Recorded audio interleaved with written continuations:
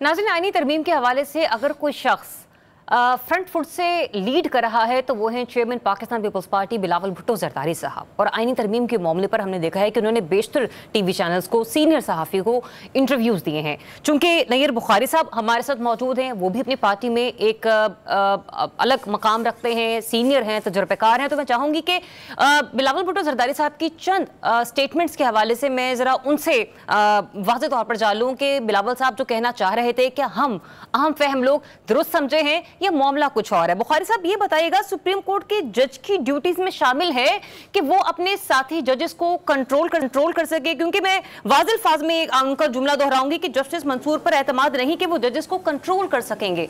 Sir जी, क्यों करना है? शुक्रिया। गुजारिश है कि आप इसको आउट ऑफ कंटेक्स्ट ना लें जी, क्योंकि next chief justice Mansoor Ali Shah साहब होंगे और ऑब्वियसली कॉन्स्टिट्यूशन ये कहता है सीनियर मोस्ट हो अगला चीफ जस्टिस होगा और मंसूर अली शाह साहब सीनियर मोस्ट जज हैं और वही अगले चीफ जस्टिस भी होंगे। और पाकिस्तान पीपल्स पार्टी की क़यादत ने जनाब चेयरमैन बिलावल भुट्टो जरदारी साहब ने बड़ा वादे कहा कि ये 25 अक्टूबर it is not much material for us, लेकिन हम चाहेंगे कि हम अमेंडमेंट्स लेके आएँ ताकि एक स्मूथ रनिंग हो पाकिस्तान में, पर्टिकुलरली जुडिशरी में। किस किस्म की डिवीजन आप कितने अरसे से तो फिर सर अगर हम सियाको सबाब से मेरी बात तो सुन लें। अच्छा, कहिए। और चेयरमैन साहब ने जो बात की कंट्रोल करने की, उन्होंने कहा तो चीफ जस्टिस वो कोशिश करें तो यूनिटी हो, कोहिजन हो, जो माजी में डिवीजन रही सुप्रीम कोर्ट के जजेस के दरमियान वो नहीं होगी। और लेकिन इस पे अप्रीहेंशन है कि शायद वो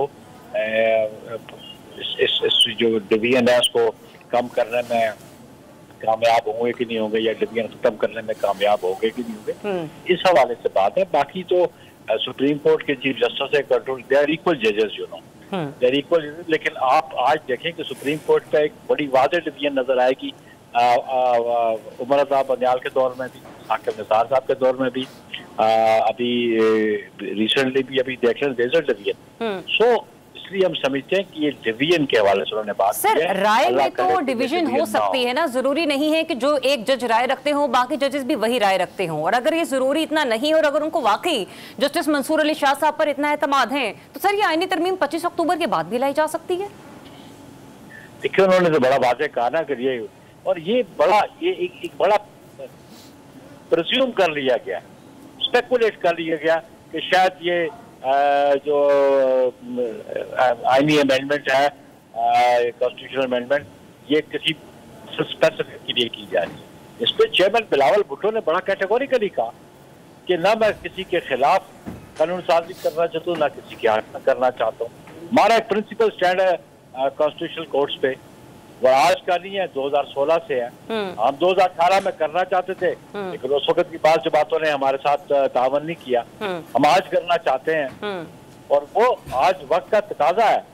और फिर ऐसी बातें देखिए, बहुत सारी बातें करते हैं, शायद अभी मुझे क्वेश्चन आप लीगल फ्रेटर्निटी का कर दे, ये बहुत सारी बातें आप हवा पे कर रहे हैं, मीडिया भी हवा पे कर रहे हैं। अभी तक आपके पास वो मुसवदा ही नहीं है जो टेबल होना है, जो अमेंडमेंट आनी है। अभी तक मुसवदा तो उन लोगों के पास भी नहीं पहुंच रहा कि जिन्होंने इसके ऊपर वोटिंग करनी है, जिन्होंने अपना वोट देना है। वो क्या कहते हैं?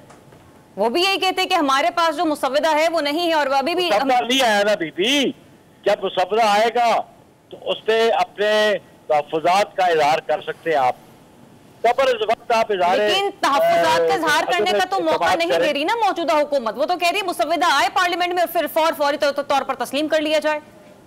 नहीं, हम तो बिल्कुल हम शेयर कर रहे हैं। पाकिस्तान पीपल्स पार्टी ने अपना मुसवदा शेयर किया JUI के साथ। अच्छा, गवर्नर के साथ भी हम शेयर, मुज़ाकरात हमारे रहते हैं, मुशावरत रहती है, दीगर जमातों के साथ भी हमने हमारे मामलात रहे हैं।